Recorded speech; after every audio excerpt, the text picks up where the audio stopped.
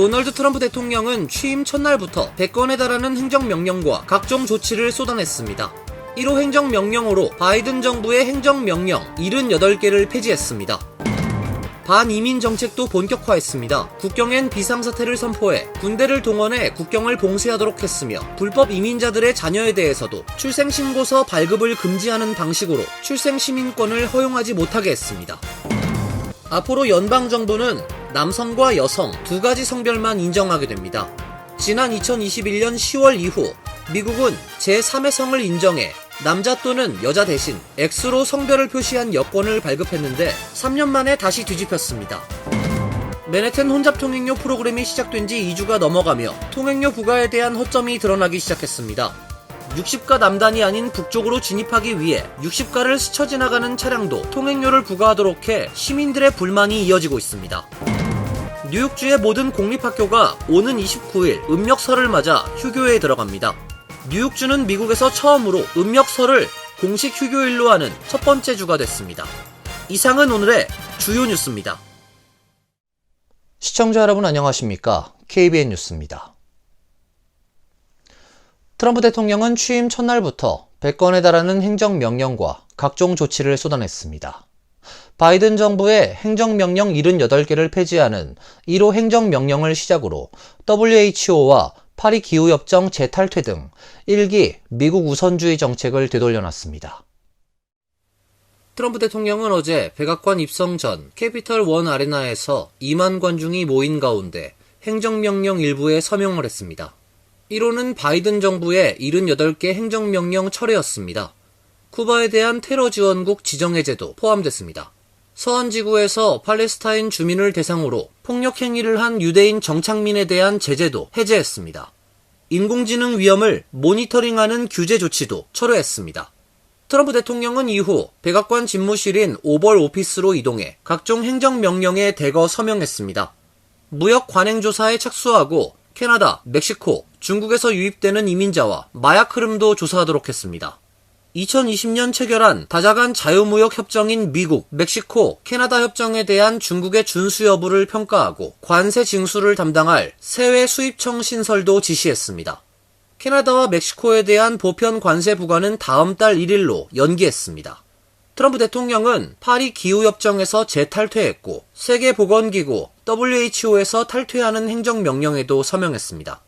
이 밖에도 국가에너지 비상사태 선포, 해양 시추 금지 조치 취소, 전기차 의무화 폐지, 알래스카 석유, 가스 시추 확대 허용, 일부 가전제품 에너지 효율 규제 폐지, 남부 캘리포니아의 극단적 환경주의 중단 등 공격적인 에너지 정책도 지시했습니다.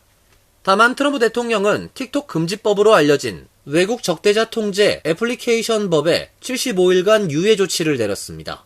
이후로 내가 틱톡을 사용해야 하기 때문이라고 설명했습니다. 트럼프 대통령이 취임하자마자 일련의 행정명령을 통해 반이민 정책을 본격화했습니다. 국경엔 비상사태를 선포해 군대를 동원해 국경을 봉쇄하도록 했으며 불법 이민자들의 자녀에 대해서도 출생신고서 발급을 금지하는 방식으로 출생시민권을 허용하지 못하게 했습니다. 보도에 김태희 기자입니다. 트럼프 대통령이 이날 서명한 행정명령들은 지난 4년간 조 바이든 행정부의 이민정책 기조를 근본적으로 뒤엎는 내용을 담고 있습니다. 가장 눈에 띄는 내용은 멕시코 국경 지역에 국가 비상사태를 선포한 것입니다. 연방정부가 정책을 추진하기 위해선 의회의 예산 관련 법안 처리가 필수적이지만 비상사태 선포에 따라 의회를 거치지 않고 국경에 예산을 투입하게 됐습니다. 비상사태의 근거로는 국가안보와 공중보건상의 이유가 제시됐습니다. 건강 관련 서류를 당국에 제출하지 않은 외국인이 불법으로 미국에 체류하는 것 자체가 위험하다는 것입니다. 또한 트럼프 대통령은 군을 국경에 배치하는 한편 국방부에 국경을 봉쇄하고 주권과 영토를 지키기 위한 실행 계획을 마련할 것을 지시했습니다. 트럼프 대통령은 현재 미국에 불법으로 체류하는 외국인에 대해서도 칼을 꺼내 들었습니다. 불법 체류 외국인 부모의 자녀에겐 미국 시민권을 허용하지 않는다는 내용의 행정명령에 서명한 것입니다. 수정헌법 14조에 규정된 원칙에 반하는 내용이지만 트럼프 대통령은 불법 체류 외국인의 자녀에 대한 연방정부 기관의 출생신고서 발급 금지라는 형식으로 우회를 시도했습니다.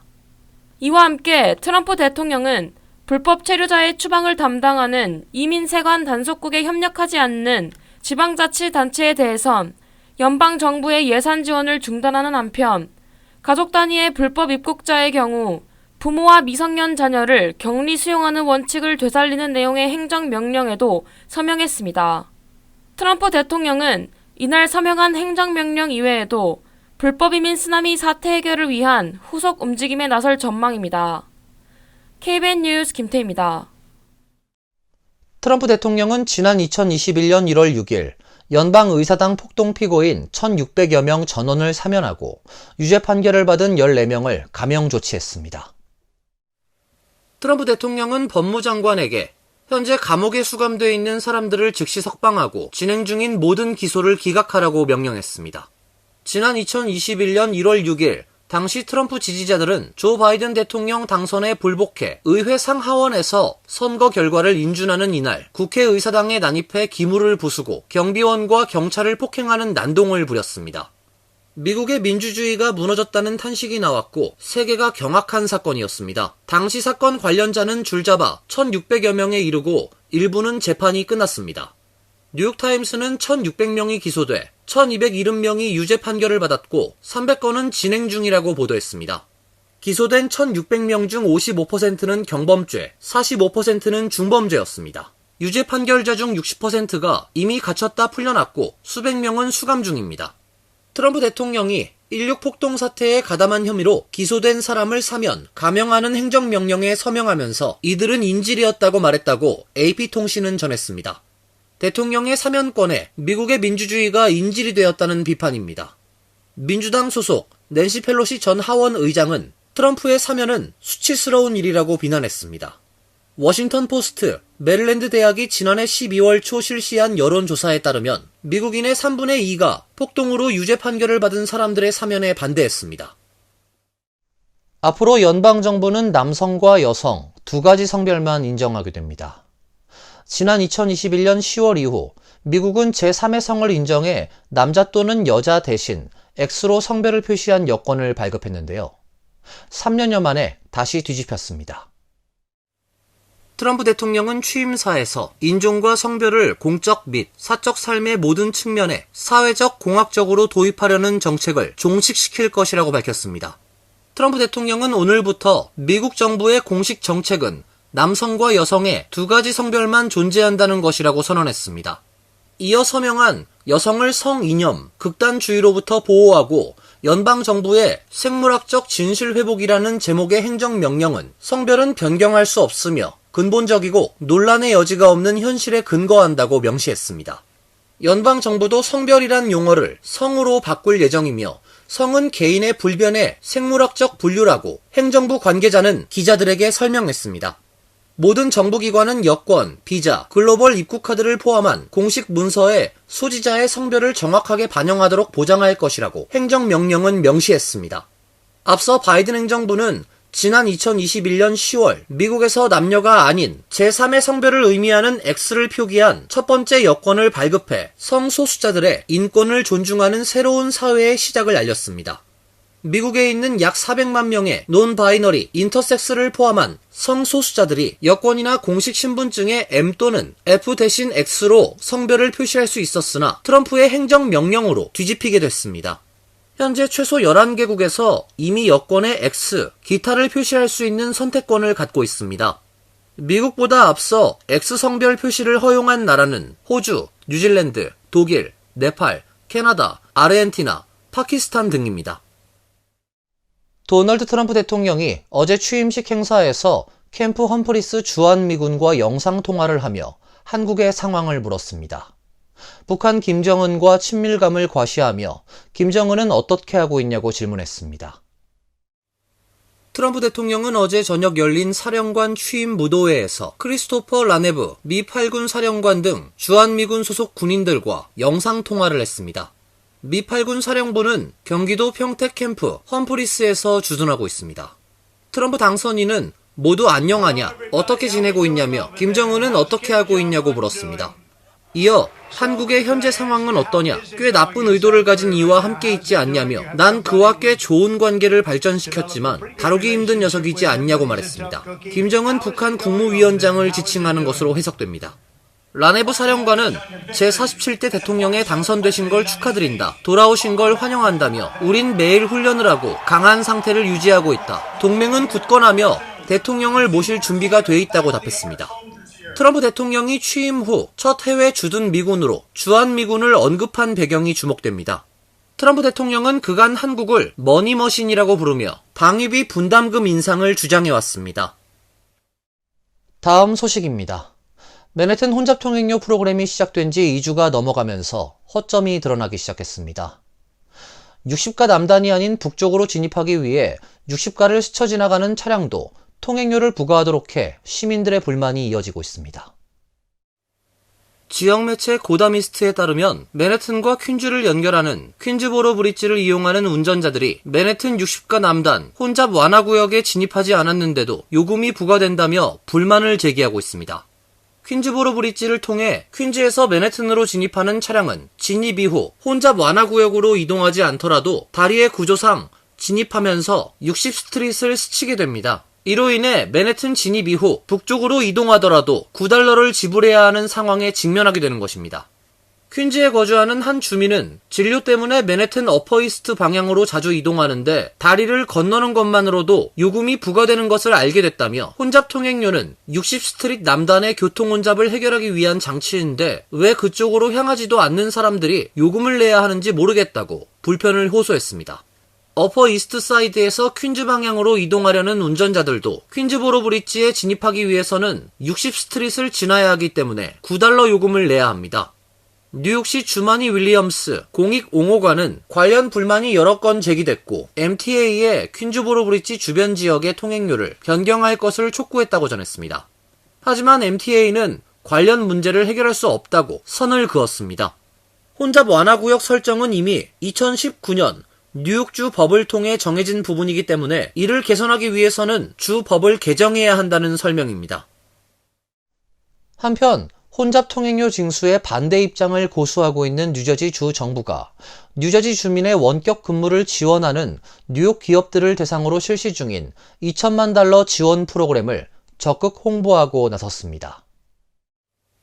뉴저지 주 정부는 지난해 말부터 풀타임 정규직 근로자 25명 이상 뉴욕 소재 기업이 뉴저지에 거주하면서 원격 근무 등을 하고 있는 근로자들을 위해 뉴저지에 사무실을 마련하면 세금 공제를 제공하는 NJ 라이스 프로그램 신청을 접수 중인 가운데 혼잡 통행료 시행과 맞물려 홍보에 나선 상황입니다. 뉴욕주 법에 따르면 뉴욕으로 통근하는 뉴저지 주민들은 실근무지인 뉴욕에서 벌어들인 소득에 대한 세금을 뉴욕주에 납부하고 있습니다. NJ 라이스는 뉴저지 주민들의 교통혼잡 부담 경감 및 뉴욕 소재 기업들의 세금 혜택 등을 내세우며 뉴욕 소재 기업을 대상으로 뉴저지에 사무실을 두거나 원격 근무를 허용할 경우 세금 감면 혜택을 제공하는 것입니다. 뉴저지 주 정부는 현재 링컨 터널, 맨해튼 웨스트 사이드 하이웨이, 크로스 브롱스 익스프레스웨이, 뉴욕 방면 조지 워싱턴 브릿지 등 뉴욕으로 출퇴근하는 뉴저지 주민들이 접하기 쉬운 장소를 대상으로 프로그램을 광고하고 있습니다. 뉴욕주의 모든 공립학교가 오는 29일 음력설을 맞아 휴교에 들어갑니다. 뉴욕주는 미국에서 처음으로 음력설을 공식 휴교일로 하는 첫 번째 주가 됐습니다. 지난 2023년 캐시오컬 뉴욕 주지사가 음력설을 뉴욕주 공립교 휴일로 지정하는 법안에 서명함에 따라 지난해부터 뉴욕주 공립교에서 설날이 휴일로 지정됐습니다. 하지만 작년엔 음력설이 토요일이었기 때문에 실질적으로 올해부터 이 법이 시행되는 것입니다. 이로써 뉴욕은 음력설을 기념해 학교를 휴교하는 최초의 주가 됐습니다. 법안 통과를 주도한 그레이스 이 뉴욕주 하원 의원은 모든 학생들이 이를 통해 아시아의 전통에 대해 배울 수 있었으면 한다고 전했습니다.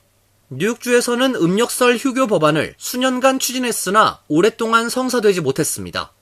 최근 아시안 인구가 급증한 데다 팬데믹을 겪으면서 아시안 증오 범죄가 늘자 주의회에서 법안이 다시 힘을 받기 시작해 통과된 것입니다. 2023에서 2024학년도 뉴욕주 공립교 데이터에 따르면 전체 학생의 약 10%가 아시안 및 하와이 원주민인 것으로 파악됐습니다. 다만 음력설이 연방 공휴일이 아니기 때문에 실제 법안의 취지처럼 가정에서 모든 가족 구성원들이 함께 명절을 기념하기는 어려울 것이라는 지적입니다. 특히 맞벌이 부부의 경우 자녀는 학교에 나가지 않지만 출근은 해야 하기 때문에 어려움이 따를 가능성도 큽니다. 이어서 간추린 소식입니다.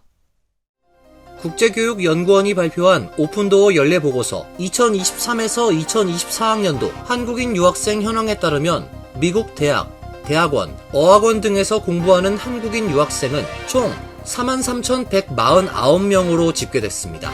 전년과 비교해 1.6% 줄어든 수치입니다. 이 기간 대학 학부생은 17,760명으로 전체 유학생의 41.2%를 차지했습니다. 대학원생은 14,930명으로 34.6%, 졸업 후 현장 실습은 7,774명, 18%, 어학원생은 2,685명, 6.2% 순으로 집계됐습니다. 학부생과 대학원생은 전년과 비교해 각각 8%, 2.5% 줄었습니다. 반면 OPT는 17%, 어학원생은 3.7% 늘었습니다. 통계에 따르면 미국 내 한국인 유학생은 2010에서 2011학년도 73,351명으로 정점을 찍은 뒤 하락세를 이어가고 있습니다. 샌프란시스코 아시안아트 뮤지엄 재단과 아시안아트위원회 이사회는 이소영 박사를 샌프란시스코 아시안미술관 차기 관장 겸 CEO로 임명한다고 밝혔습니다. 샌프란시스코 아시안아트 뮤지엄은 미 최대 규모의 아시안 미술관으로 이 박사는 오는 4월부터 공식 업무를 시작하게 됩니다. 미국 메이저급 미술관에서 한국 큐레이터가 관장이 된 것은 이번이 처음입니다. 콜럼비아대에서 미술학 학사와 석 박사 학위를 받은 이신임 관장은 뉴욕 메트로폴리탄 뮤지엄에서 15년간 재직하며 최초의 한국미술 큐레이터로서 한국미술의 중요성과 영향을 미국 문화계에 알리는 데 기여했습니다. 2025 푸른뱀의 해인 을사년 새해를 맞아 세계 3대 미술관 중 하나인 뉴욕 메트로폴리탄 뮤지엄에서 오는 25일 정오부터 오후 5시까지 설맞이 대축제가 화려하게 펼쳐집니다. 1월 29일 설날을 앞두고 한국, 중국, 베트남 등 아시아의 전통 문화가 선보이는 설맞이 축제에는 한국의 서예 시범과 뉴욕 한국공연예술센터 산하, 한국의 소리무용단의 부채춤 공연, 내달 16일까지 열리는 리아 슈나이더 컬렉션, 한국 미술품 소장품 전시회, 컬러풀 코리아의 전시작품들의 영감을 받은 벽면 예술작업 등 한국 문화가 소개됩니다. 이 밖에 중국의 사자춤 공연과 세서미 스트릿에 등장하는 인형들을 팔과 손가락으로 조작하는 머페티어들이 설 전통에 대해 이야기하는 인형극과 예술작품 만들기 워크숍, 재즈 공연 등 다채로운 행사가 이어집니다.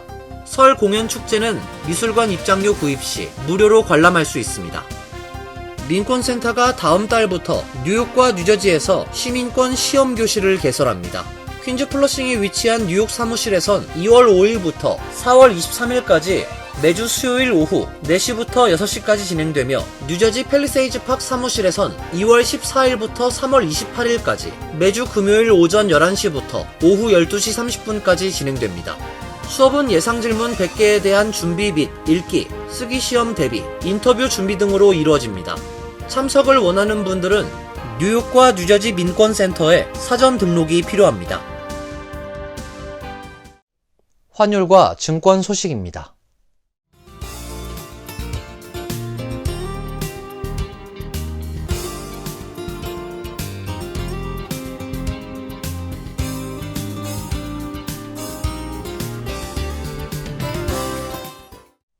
이어서 날씨입니다.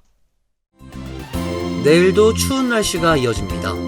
낮 최고 기온 22도, 섭씨 영하 6도, 밤 최저 기온 18도, 섭씨 영하 8도로 예상됩니다. 목요일은 구름이 많은 흐린 날씨가 예상됩니다. 금요일은 맑고 화창한 날씨가 예보되어 있습니다. 이상으로 KBN 뉴스를 마칩니다. KBN과 함께 즐거운 시간 되시길 바랍니다. 미 동부 최대 한인방송 KBN이 제작하는 KBN 뉴스는 웹사이트 mykbn.com 그리고 유튜브와 페이스북에서 다시 보실 수 있습니다. 좋아요, 구독, 알림 설정은 뉴스 제작에 큰 도움이 됩니다.